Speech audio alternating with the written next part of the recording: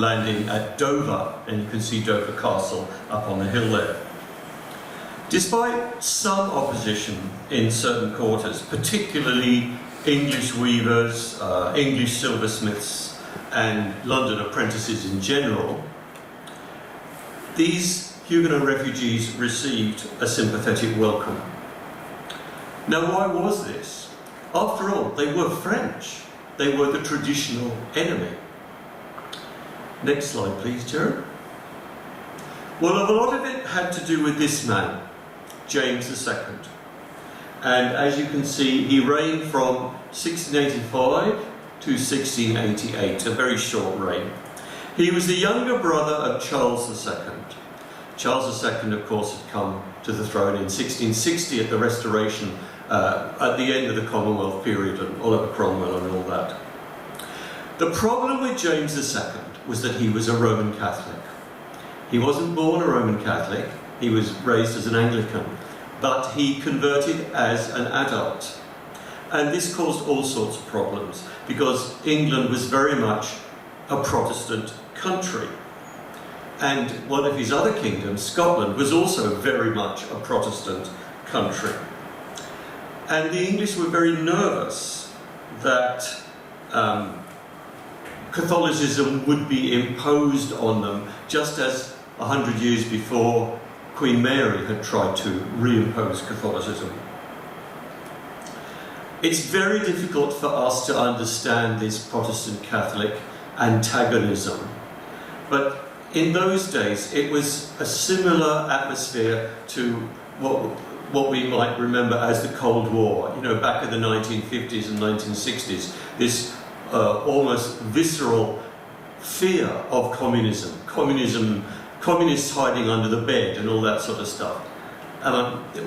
People were very much afraid, Protestant people were very much afraid of Roman Catholicism as a religious and political force which could take them over and reduce their liberties, their freedoms.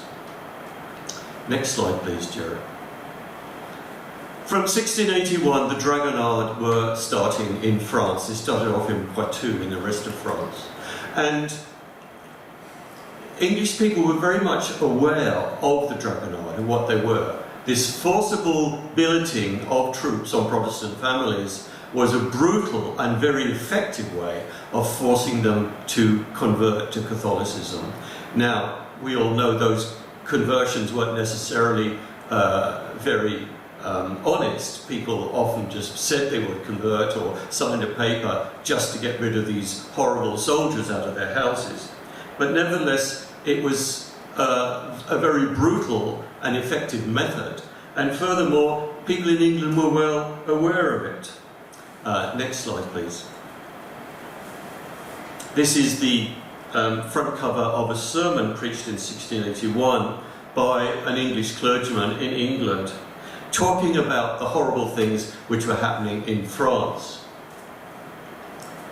Sermon preached at the time of the late contribution for the French Protestants. So we'll get on to this in a minute, what exactly this contribution was. So people were aware of what was going on. It wasn't a surprise for them. They saw what Louis XIV was doing. There were frequent newspaper reports, example in the Current Intelligent and the True Protestant Mercury. What a shame we don't have newspapers like that anymore. Telling people what was happening. So the Dragonades began in Poitou in May to August 1681. And in June of 1681, and remember this is 4 years before the revocation, the Threadneedle Street Church asked for help for the new refugees. And the Savoy, which was the French church in West London, which was using an Anglican prayer book translated into French, the Savoy Church did the same in July. Next one, please. Now this is King Charles II. Of course, he precedes James II, so I've gone back in time a little bit. King Charles II instructed Bishop Compton of London, next slide please, there he is, Henry Compton, to organise a collection for these new refugees who were flooding across the Channel. And a brief that was sent out was a letter patent from the King as head of the Church of England. Every archbishop and bishop in England and Wales was told to write and exhort their clergy to make a church collection for these refugees. And the church wardens were expected to follow up with house-to-house collections for the refugees. Next one, please. Now, this is the text of the brief which was sent out by Henry Compton to his clergy in London. And I'm just going to read you some of it because it's quite revealing and informative. In pursuance of His Majesty's commands, this comes to recommend to your care the brief for the French Protestants. You have such an object of charity before you as it may be no case could more deserve your pity. It is not a flight to save their lives, but what is 10,000 times more dear, their consciences. They are not fled by permission, except the ministers who are banished, but with the greatest difficulty and hardship imaginable. And therefore it will be an act of the highest compassion to comfort and relieve them, as being performed to persons whose afflictions it is hard to say whether of mind or body are greater. When we reflect upon that desolation that has been made before their eyes of all their goods and stores, the barbarity of usage both to their bodies and estates, and their quitting their whole substance with their native soil, through all sorts of peril, one would imagine it the greatest hardship. But when we come to examine that anguish which is brought upon their minds, it is incomparably greater. Their wives, children and relations imprisoned, clapped into monasteries, put down into dungeons, inhumanly tormented and afflicted, till they renounce their faith or perish in the trial. All men are not required to be wise enough to judge of the secular consequences of this accident in the peopling our country, increasing manufactures, industry, trading and the like. But God excuses no man from being good and charitable. They who have no might to give have hearts to pray, and this occasion requires, with an equal necessity, our prayers for those who still lie in misery and irons, as it does our benevolence for such as are escaped. Exhort then your people, whilst they have time, to do good, and to bless God for the opportunity, and to honour the King for his gracious encouragement, who is not content himself to give such as fly to him for succour, safety and protection, but calls upon all his loving subjects to partake in the accomplishing so good a work. Remember how it is written, he that has pity upon the poor lendeth unto the Lord. And I pray God in this and all things else to direct you and your flock, etc., etc. Henry Compton. Now, forgive me for reading all that to you, but I just thought it's such a good summary of the best kind of attitude towards the Huguenot refugees from an English source. So anyway, this first brief went out in 1681 and it raised £14,268, 18 shillings and no pence. Another brief was sent out by James II after he'd come to the throne in 1685. And that brief was sent out in 1686, and this raised an even larger sum, £42,889, 8 shillings and 10 pence. And then a second brief was sent out by James II in 1688, and that raised a further £19,000. And then finally another brief in 1694 by the next two joint monarchs, William and Mary, which raised another £11,000. So the total of all these briefs in the 1680s and early 1690s came to £90,000, which then would have been an absolutely enormous sum, certainly several million in modern terms. Next slide, please, Jerry. However, numbers were still going up in the 1690s, and by the early 18th century, the need of the poor refugees was actually increasing since the refugees who had arrived in the 1680s were getting older and many of them unable to work and support themselves. William and Mary came over from the Netherlands in 1688, and they ousted Mary's father, William's father-in-law, James II, and he ran off to France with his tail between his legs. I don't want to talk about that particular political incident. It's known as the Glorious Revolution in English history, partly because William and Mary were the first constitutional monarchs. They agreed to abide by the rule of Parliament. Between November 1689 and July 1693, William and Mary contributed £39,000 for the refugees from their own revenues. This was partly because of what had happened in Ireland. Many Huguenot soldiers had gone over to Ireland with William III to fight James II. And the English Parliament had become rather miserable at this point and refused to pay these Huguenot soldiers their back pay. So I think William felt quite bad about this. He felt he must do something to help them. He was obviously very grateful for the assistance that the Huguenot soldiers had given him in Ireland. But his finances, unfortunately, were in a terrible state. In fact, he was almost at the point where he was going to have to pawn the royal jewels. So in November 1895, he asked Parliament for help from the civil list for French Protestants. And he actually said, I'll just find the quotation. This is William's words. The condition of the civil list is such that it will not be possible for me to subsist unless that matter be taken into your care.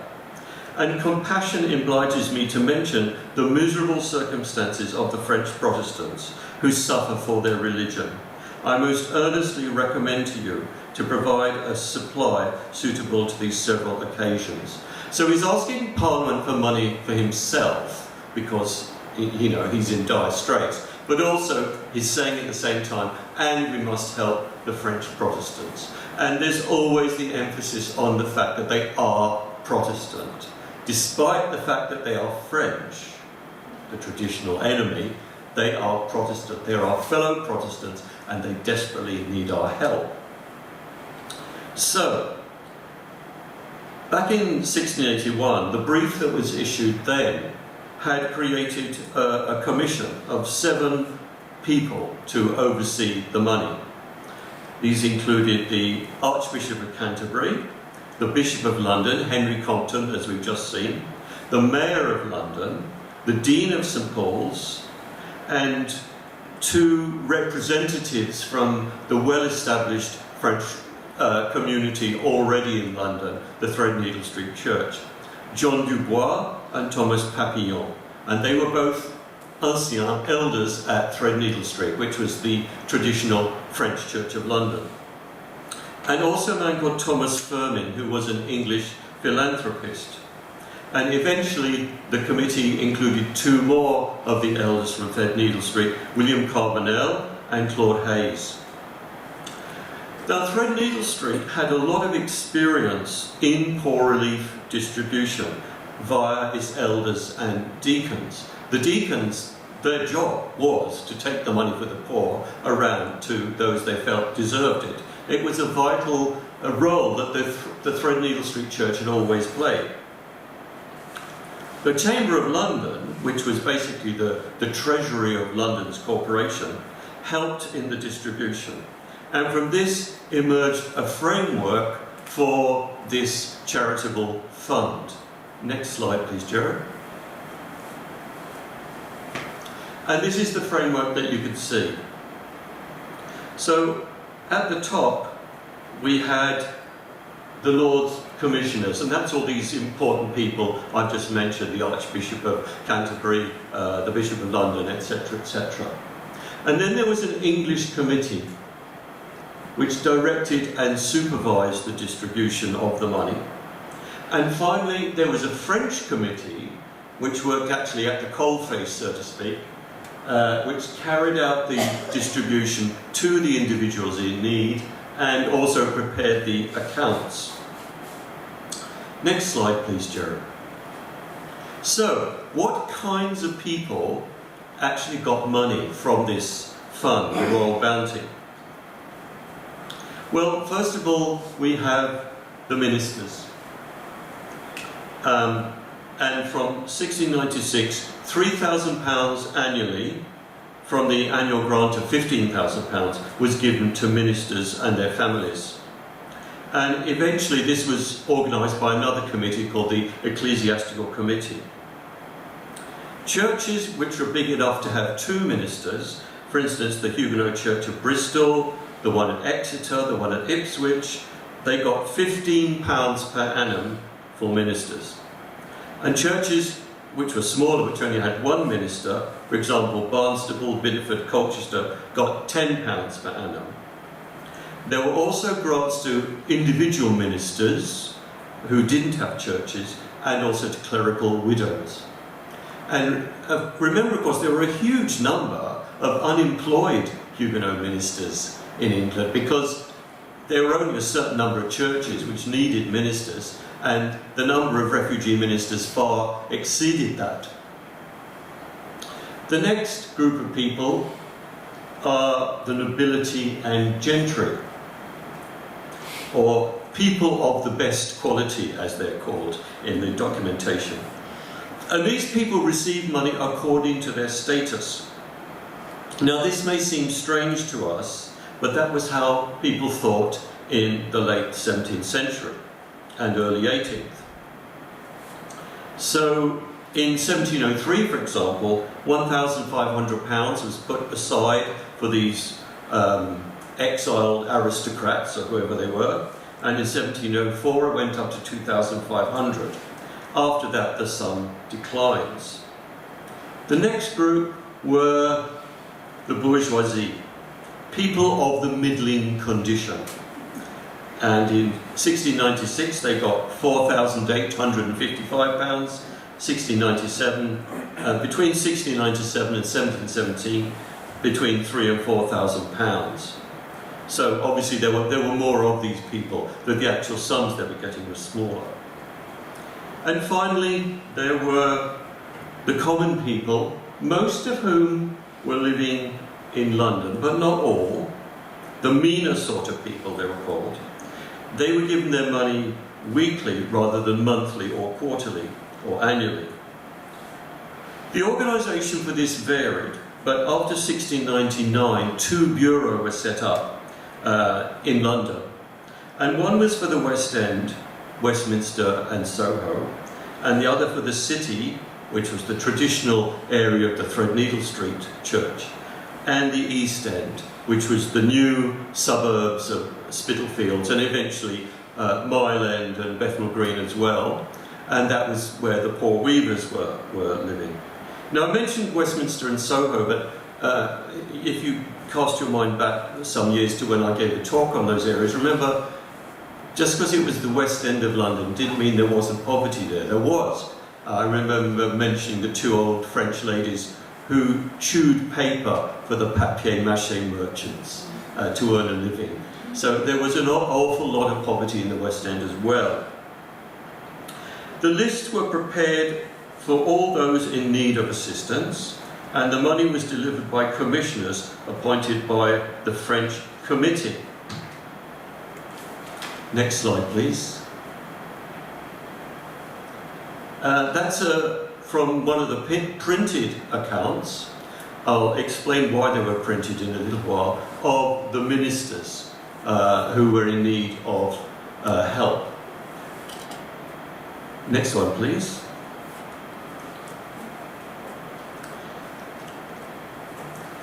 This is a list of the poor people who were receiving the smaller amounts of money that were given out to the very poor. And the commissioners had to promise, the French committee that was giving out the money had to make very careful lists of who these people were, where they came from, and why they needed the money. And obviously this paperwork, if it survived, is incredibly useful apart from anything else, for family history purposes, because we find all sorts of people there. This is an example of one of the lists that was sent back to London from one of the regional churches. In fact, it's from Jersey, because as you remember, I've been doing a lot of work on the Huguenots in the Channel Islands, and this is one of the lists. So this is a list of about 30 or 40 very poor people in Jersey who desperately need the money. Next one, please. And when people were given the money, they had to sign a receipt. And there were printed receipt forms, especially printed in French, notice, for these poor people, or actually not just the very poorest, but for all the different people, to say that, yes, I have received my money. This is actually from a lady in Jersey, and her money's been given in London to a man called Isaac Couliet, who's a minister, and he's going to take it over to Jersey and give it to her. And the handwritten note at the top is her thank you letter in advance, and she's thanking the commissioners and hoping that they're all in good health and blah, blah, blah, blah, etc. Next slide, please. And there's another one, signed by a man called Antoine Margareau, who was actually a wine merchant, and he had a son called Maurice Margareau, who actually came out to Australia in 1801 as a political prisoner, and was here in Australia in New South Wales. But that's a different story. Next one, please. Okay, the pest house.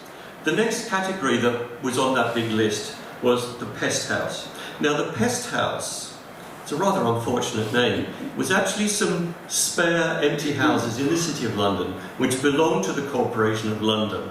And in 1665, those houses had been used as a hospital for people suffering from the plague.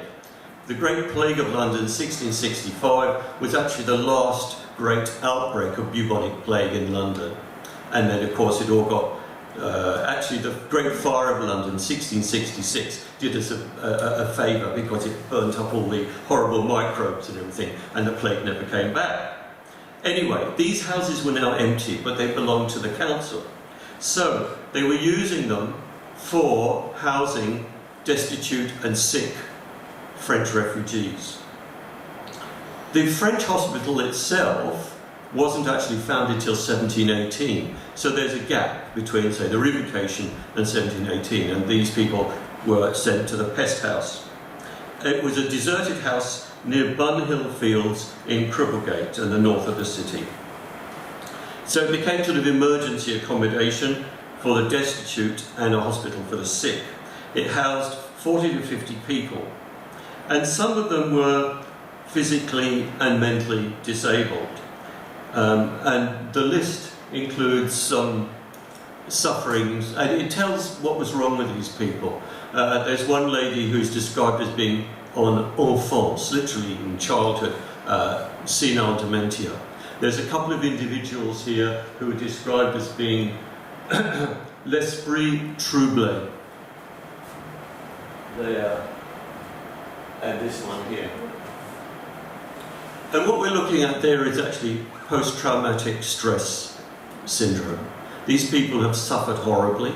They've been separated from their families. They could very well have been imprisoned, not knowing what's going to happen to them, and it's had an effect on their mental health.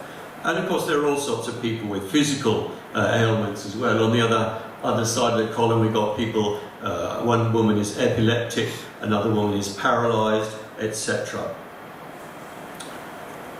Another category that was needed was extraordinary needs. This was a special sum put aside for emergencies. And another category was refugees in the provinces. Next slide, please, Jared. So there in the middle, you've got a list of all the provincial churches. Barnstaple, Bideford, Bristol, Canterbury, Colchester, Dartmouth, Dover, Exeter, Jersey, Norwich, Plymouth, Rye, Stonehouse, Thorpe, Wandsworth. So those are all the provincial Huguenot churches. Incidentally, my problem as a researcher looking at that list is what's happened to Guernsey. Guernsey seems to get no money for its destitute Huguenots until really very late in the 18th century. That's a huge puzzle. I haven't quite worked out the answer to that one, but never mind. So, money was sent to the ministers and elders of these provincial churches, and it was doled out by the ministers and elders to the very poorest who they felt were in need. They were supposed to send a list back to London, like that list from Jersey that I showed you. But unfortunately, many of those lists have not survived, which is a problem, but never mind. Where they have survived, it's very useful because some of those churches we have no registers for at all. At least half of them we have nothing. So, for instance, in 1717 we have a list of people in Bideford in Devon who got financial help. Well, it's a list of about 10 old ladies in Bideford basically, but so at least we know their names, otherwise we would know nothing about these people at all. Next slide please, Jared. Oh, that's a covering letter from Jersey by one of the gentlemen who'd been responsible for giving out the money, and he's just saying basically, here's the list of the poorest people who got the money. And he's called Jean Maynard. He was actually an army officer in the garrison, a Huguenot soldier in British service. I think I showed that last time when we had the talk about the Channel Islands, and I noticed that Gideon Saint is the witness. You can see there, he signed. And of course, we had a saint in the audience, a direct descendant of that man, which pleased us, certainly pleased him.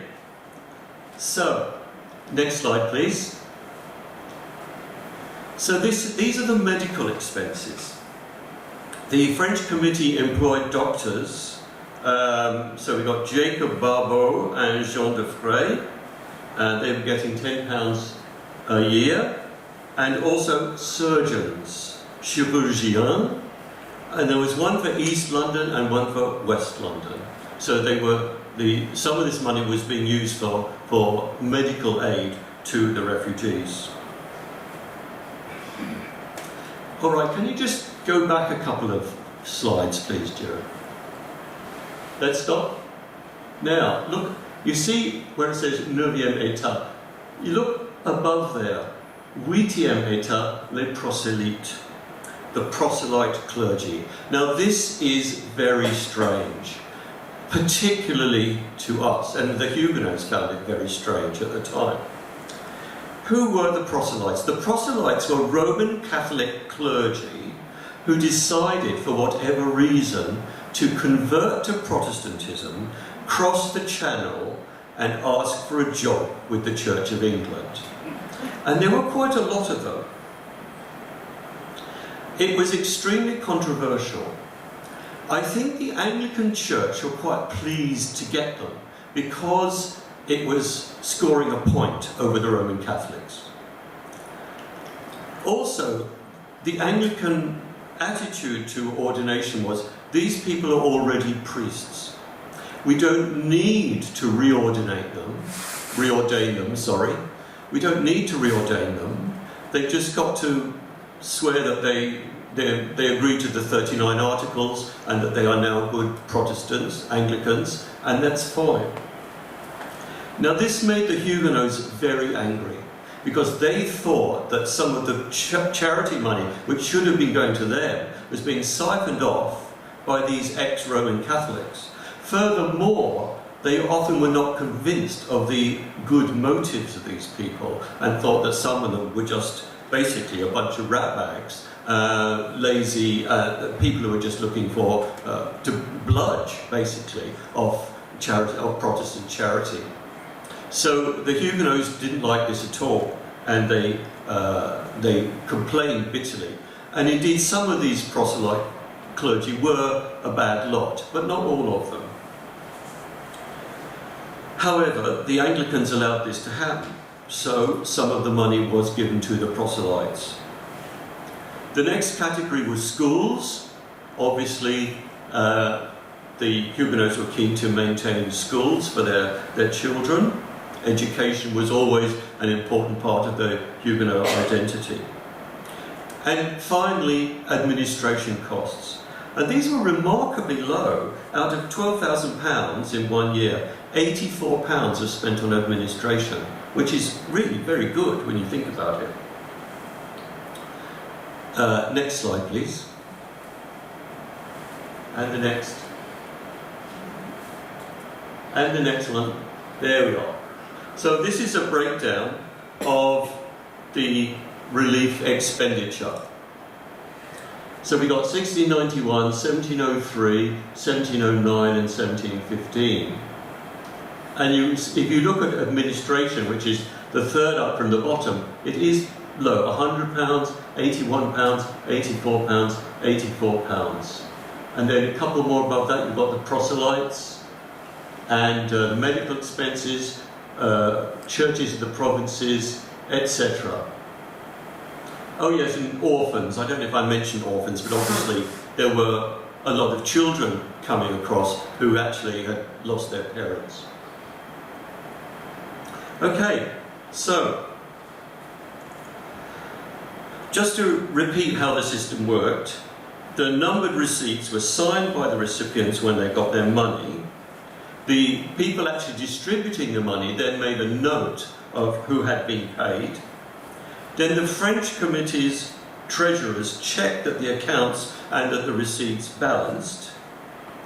And then the members of the French committee checked the treasurer's account before submitting them to the English committee. And the English committee signed off on the accounts after they had been independently audited. So it was actually a very good system, very careful, measured, well organised. Nevertheless, there were problems. How could there not be in such a complex system, which desperate people were relying on? First of all, there was never enough money for the needs of all the poor refugees. And as I've already mentioned, in the early 18th century, in 1710s, 1720s, people who'd come across as young adults, and a lot of the refugees were young adults, as they were getting older and becoming elderly and infirm, they were no longer able to support themselves. So the number of people actually needing charitable support increased.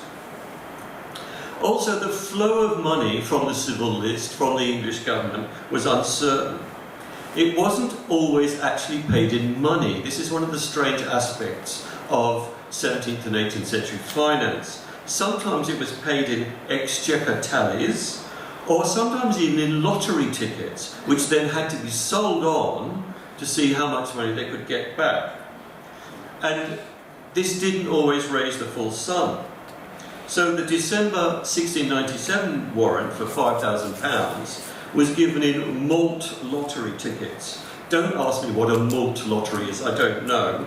And this raised £3,481, 11 shillings and no pence. So there's a considerable shortfall from £5,000.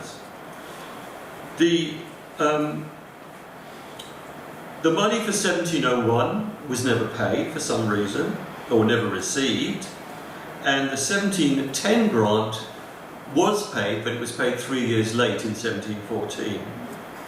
So all this caused all sorts of problems, obviously, with the distribution of money. There were constant, unjustified complaints about maladministration. It was very difficult at first to find out exactly what were the regulations for who was eligible and who wasn't. The instructions of October 1689 said that no soldiers' families should receive money.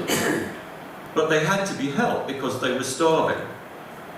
In 1693, a group of aggrieved clergy, gentlemen and bourgeoisie arrived at a committee meeting and demanded to take away the accounts and the list of recipients in order to check them. Eventually they were forced to back down by the Bishop of London, who told them they were allowing their personal circumstances to cloud their judgment. But the chorus of criticism continued. Many pamphlets were written about this, and in 1705, a group of malcontents under a gentleman called Des Essarts, who was a proselyte, asserted that the French committee had embezzled at least £100,000. This was nonsense, but it had to be refuted. So they started to print the accounts from 1705. Next slide, please. So there you have them, the printed accounts for I think that's for 1705. No, 1721. But anyway, you get the picture. They actually printed them. And this showed who had been assisted, in what category they had been assisted, how old they were, places of residence, and how much they had received. Eventually, this proselyte, Des Essarts, fled the country when Queen Anne ordered the Attorney General to prosecute him. And by the way, the fact that he is or was a proselyte just goes to show that some of those people were out-and-out rogues. Next slide, please. Another accusation, which probably does have some grounds to it, was that there was a bias in favour of conformist churches. The conformist churches were Huguenot churches which had agreed to conform to the Church of England. The English government was much happier if the Huguenots would do this, but they wouldn't force them to do it out and out. As early as 1660, King Charles II had got a Jersey man called Jean Duvel to translate the Anglican Book of Prayer into French. The Anglicans didn't care which language was used in the church, but they wanted the order of service to be Anglican. Some of the Huguenots accepted this, particularly in the West End of London. Some of them did not. All the Huguenot churches in the East End remained Calvinist, non-conformist, as they had always worshipped. So there was some sort of feeling that the English government were tending to give more money to the conformist Huguenots than to the non-conformist, the Calvinist ones. In fact, there's no doubt that the French-speaking Anglican congregations did get better treatment. Let's just look at the map quickly and we'll see where they were. So the conformist congregations are marked with a triangle, and you can see on the east there we've got them in Ipswich, Colchester, Thorpe-le-Socon, Faversham, Dover, Rye. There's one in Exeter and one in Plymouth, Bidford, Barnstaple, Bristol. However, there are other places which stayed non-conformist. Norwich, the map doesn't show London, but Threadneedle Street was always, and still is today, a Calvinist congregation. The important church of Canterbury, actually there were two churches in Canterbury, one conformist, one non-conformist, and in fact the non-conformist one was always bigger. Southampton remained Calvinist, two churches in Exeter, one Anglican, one Calvinist, and again in Plymouth, two churches, one Anglican, one Calvinist. There's no doubt that the Anglican churches in the West End did get more money than the Calvinist ones in the East End of London. Was this a sort of subtle or not so subtle way of encouraging the Huguenots to become Anglican? Probably yes. On the other hand, you could say, well, the English didn't have to give any of this money, so if they chose to give it in a certain way, it was up to them. The system lasted a long time. As we saw at the very beginning, it lasted till 1876, which is quite extraordinary. Was this, apart from the briefs, the real royal bounty system began in 1689. It lasted through the reign of William and Mary, through the reign of Queen Anne, and throughout that of the three Georges. In 1726, the amount was reduced from £15,000 to £8,591, but it was not removed from the civil list until 1804. And then, The charity continued by parliamentary grants via the Treasury, but they said no new names on the list. And I've seen this in the RB accounts for Channel Islands. After 1804, they said no new names, you know, this is enough. However, there were still people who were on the list in 1804 who survived a long time and were still receiving their money. To me, this is really an example of bureaucratic inertia on the behalf of the English. They were so used to making this grant, they couldn't be bothered to really question it. The last recipient of Royal Bounty charity money died in 1876. Her name was Sarah Pignon, and I think she almost certainly lived in Bethnal Green, which was the epicentre for Huguenot descendants in the 19th century. Incidentally, my grandfather was born in 1868, so he would have been a little boy of 8 years old when this lady died. To me, that is quite an extraordinary historical crossover, that they kept paying this money for so long. The last recipients in the Channel Islands lived almost as long. There were two ladies on Jersey who died in 1865, and a lady on Guernsey who died in about 1862. And they've been receiving this money all the time. A total of £1,289,929 had been paid out in Royal Bounty and parliamentary grants. And that doesn't include the original 90,000 I mentioned from the briefs. 69% of this money went to laymen, 30% to clergy, and 1% to the proselytes. Next slide, please, Jerry.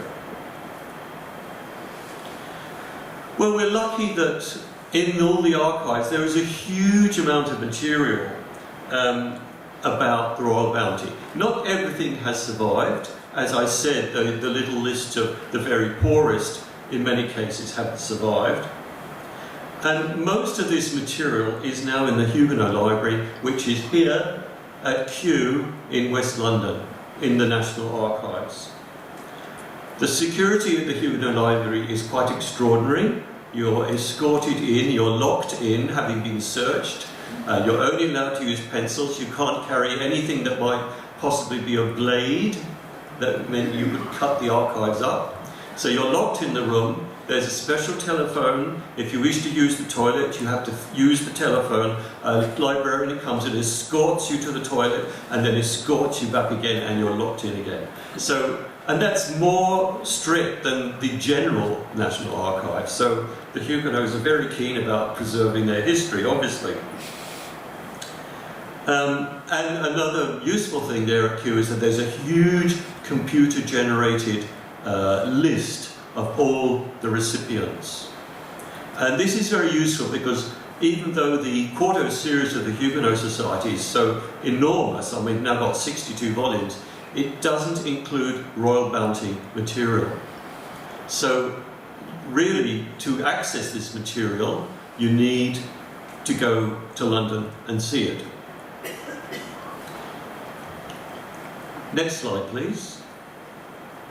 Another place in London which has a lot of Royal Bounty material is the London Metropolitan Archives in Clerkenwell. The material was sent there from the Guildhall Library, which was a historical library owned by the City of London. The unfortunate thing there is when they sent it all across, they didn't catalogue it very well, so they're actually not quite sure what they've got. But they do have a lot of stuff. Those receipts I told you about, there's a block of receipts about that thick. It looks like a brick for each year. And the outside is absolutely filthy, and they're tied up with filthy little red tapes. But once you take the top one off, they're crystal clear, absolutely clean, like the ones I photographed here. Next slide, please. And this is a lovely library. This is the Lambeth Palace Library, the library of the Archbishop of Canterbury at his London residence. And that's a lovely library. It's quite old-fashioned, but it's got all the printed estates. So if you want to see the printed estates for the years when that was done, 1705, 1721, etc., you go to the Lambeth Palace Library, and they're very helpful. There is actually a website which shows some of this material on RootsWeb. It disappeared about a year ago, but now it's come back again. So if you go onto RootsWeb and you type in French Protestants, it'll come up. And that was actually done by a lady at Newcastle University. So there is some information available on the internet. Now, Jerry, could you take me back to the very original slide, the very first slide? If that's not too difficult. Oops.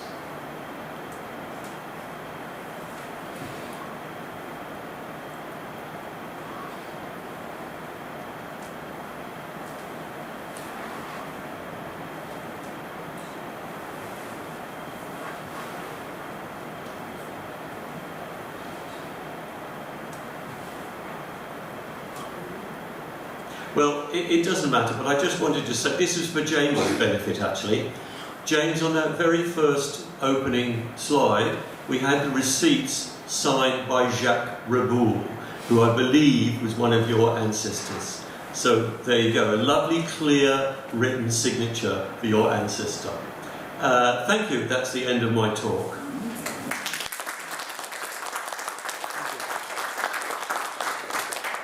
Before we do the official thanking, perhaps we could just ask for questions, if anybody's got any questions. Any questions? I've got one. Yes, Russ. I was surprised to hear that during James II's brief reign, that he had money paid to the...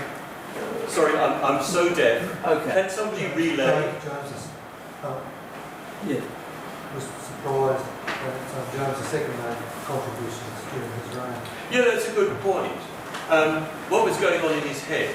Well, he didn't dare be overtly anti-Protestant because he didn't want to upset his Protestant subjects too much. But also in 1687 he issued a sort of edict of toleration of his own. And basically his agenda was to make life easier in England for English Catholics. So by issuing a sort of edict of toleration, which would include French Calvinists, he's also, he thinks, making life easier for English Catholics. You see what I mean? Yeah. So that's what he's thinking of. But no, he wasn't particularly, in fact, he wasn't fond at all of these foreign Calvinists. However, I don't think he had much manoeuvring room. I think he had to do something for them. He didn't want to appear to be too overtly antagonistic to them. But you're right. I mean, he's very much on the fence here. Yes. And in fact, it was there's a big influx in 1687 after he's passed this edict of toleration. And before then, the Huguenots are in an extraordinary situation where being a French Calvinist in England is legal, but being an English Calvinist isn't. And it was only with his edict of toleration that English nonconformists got some sort of toleration. I mean, Quakers and people like that had been persecuted by Charles II. Any other questions? Yes? One of your slides listed Walloon and Huguenot settlements. What is the difference? The name Walloon? Is that what you're saying? Why did it say Walloon? What's the difference in the settlements? On the map? Yeah. Yeah. These French-speaking Protestant congregations started in England in the 16th century. The French Church of London starts in 1550, right? Really early. So there's a settlement in London, there's one in Southampton, there's one in Norwich, and there's one in Canterbury. The majority of people worshipping in those congregations were not subject to the King of France. They were subject to the King of Spain because they came from the Spanish Netherlands. And they were what we call Walloons. Nowadays, the word Walloon, we use it of people in Belgium who speak French as their first language. About 40% of Belgians speak French. We call them Walloons. It's got nothing to do with religion. In the 16th century, these people, these Walloons, came from an area which is ironically now in France. But in those days it was part of the Spanish Netherlands. It was ruled by the King of Spain. Anti-Protestant actions were done by the Spanish Inquisition. Those people were just as persecuted as anybody in France. And the majority of French-speaking Protestants coming into England in the 16th century were Walloons, okay? The area they came from is, as I say, almost now in northern France. It's Lille, Roubaix, Armentières, Valenciennes, Cambrai, Arras, that sort of area up in the north of France near the Belgian border. So the majority of people worshipping in London, Canterbury, Norwich, Southampton were these Walloons. But as I said, that was the majority. There were also Huguenots who actually come straight from France as well, but they were in a minority. And it was only really with the 17th century, when the Walloons stopped arriving, that the things changed and real French Protestants became the majority in those French-speaking congregations. So when we talk about the French Church of London, we're not talking about the nationality of the people who worshipped there. We're talking about the language that was used. Okay? And furthermore, these Walloons were probably talking some bizarre dialect of their own, and were having to listen to a French clergyman speaking a beautiful French. And there is some sort of tension, I think, there, that they weren't totally happy about that. Anyway, so by the 17th century, certainly the end of it, 1680, when the revocation's happening, all these people are coming across are real French people. Okay? They're not coming from, well, I suppose a few of them sort of come from that area, but they're not coming from what would later become Belgium at all. By that time, Protestantism had been extirpated in what we now call Belgium. It didn't exist anymore, hardly. They'd either migrated, and of course one of the places they migrated to was New Amsterdam, which is now of course New York, from 1628 onwards. That's where there was a contest between the Huguenots and the Walloons. Yes. In New Amsterdam. Yes. So anyway, these Walloons, they stopped leaving because there aren't any of them left who are Protestant. Belgium now is a very Catholic country. It does have small groups of Protestants, but not really. By the 1630s, I would say, that had stopped. They'd either left, or they'd been killed by the Spanish, or they converted. Okay, does that answer your question? Yes. Any more? Gerard's got a question. Yes. The Huguenot Library in London Uni, has that moved to the National Archives? They still use the University of London Library for a few things, but they don't have a lot there anymore. I certainly didn't need to go there because they didn't have anything that I needed to look at. If you get onto the Huguenot Society of Great Britain website, it explains what they still have at University of London, but it's not a lot. Yeah. Thanks. Yes. Does the numbers that you're finding in these lists give us any idea of a better understanding of how many Huguenots left France and went to England? You'd really have to ask Robin Gwynn that question, because he's the expert on overall numbers. I know there's a lot of debate on it, that's why I'm Yes. wondering whether this opens up more understanding of it. I'll just have to think about that for a bit, because Even Robin Gwynn has made the comment that the numbers are not confirmed. yes, Yeah? these And people are there's talk receiving about charity. It's not all 250,000. the Huguenots. I understand that. Yes. So, I mean, I found in Jersey, for instance, that there are lots and lots of people on Jersey who are refugees who don't get anything, possibly because they didn't need it. They had a job. So it's actually not a very good way of assessing the actual numbers of refugees. I mean, we can certainly be sure that that number were definitely there because they're getting money, but there were lots who didn't get money. Yes. So it's not only, I wouldn't have thought it's a very good way of assessing that. And I can tell from the Jersey example, we say do the list of the 30 poorest, but there were certainly lots of names I found on Jersey which are not on that list. So I would say it's difficult to use that as a way of assessing overall numbers. Yeah, my problem is that I've read numbers that left Europe, and they'd say 2% or 10% of the Huguenots went to the colonies. But if you don't know how many left, Yeah. what the total number is, it's very hard to know what the 2% or 10%. Well, back in 2017 when we had our conference, Robin Gwynne gave a paper all about this, Yeah, about the numbers who were in England. And his attitude was those had definitely been underestimated. The traditional number was 40 to 50,000, and he's saying 50 to 60,000. He was also saying that the number in the Netherlands had been overestimated, and that even more recent, traditional people said 60,000 in the Netherlands. More recent Dutch historians have said 37,000. So he's he's. get the problem the Walloons going to the Netherlands. I don't think anybody's. That's not talking about the Walloons at all, because they're a century earlier. I suppose Walloons are easier to quantify simply because we do have very good, ironically, we have very good church records for London in the 16th century, Canterbury in the 16th century, Norwich in the 16th century, Southampton in the 16th century. You see what I mean? So actually that's easier to quantify. And the numbers are not that large. In fact, for most of the 16th century, there were more Dutch Protestants in England than French Protestants, French-speaking Protestants, I should say.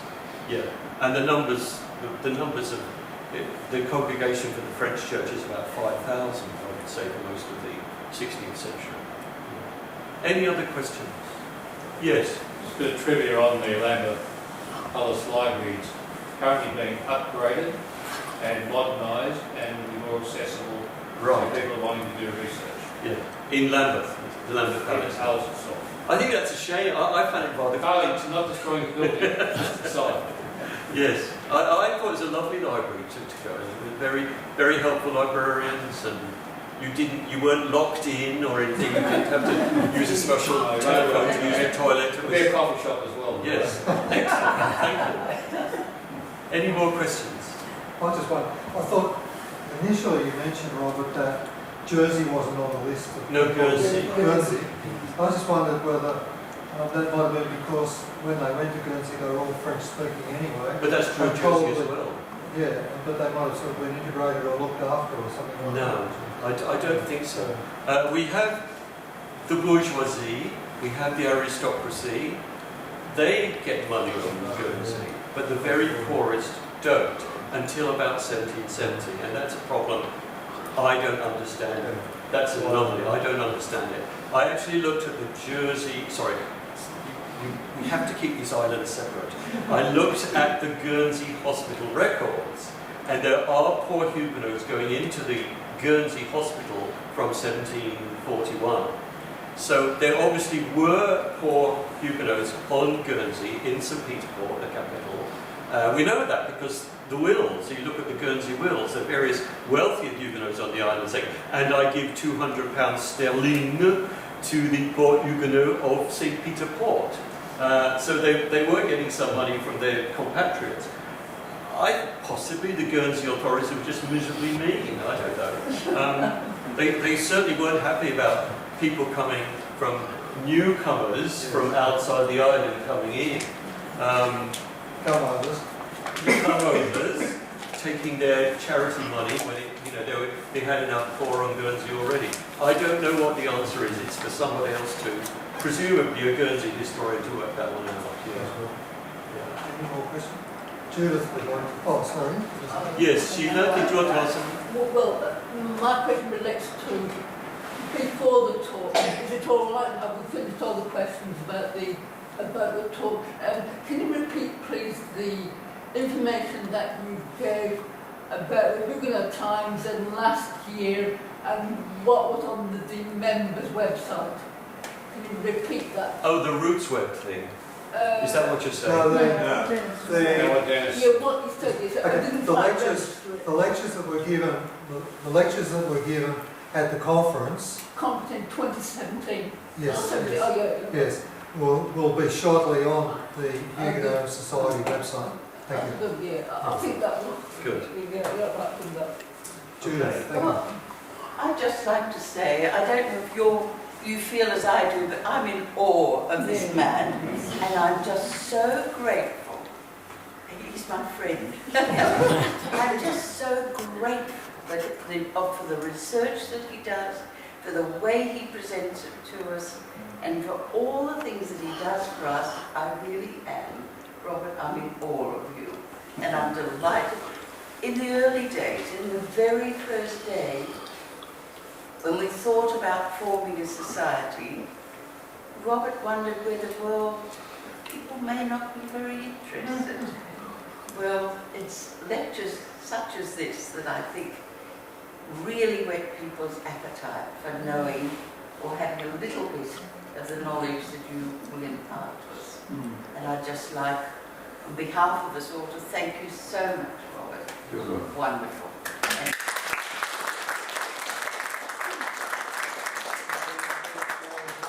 James, there's your ancestor. Thanks, Rob. Robert, that's just to assuage. Oh, thank you. Your thirst. Excellent. Well, look, let's have afternoon tea, and thank you very much for coming. It's been very enjoyable.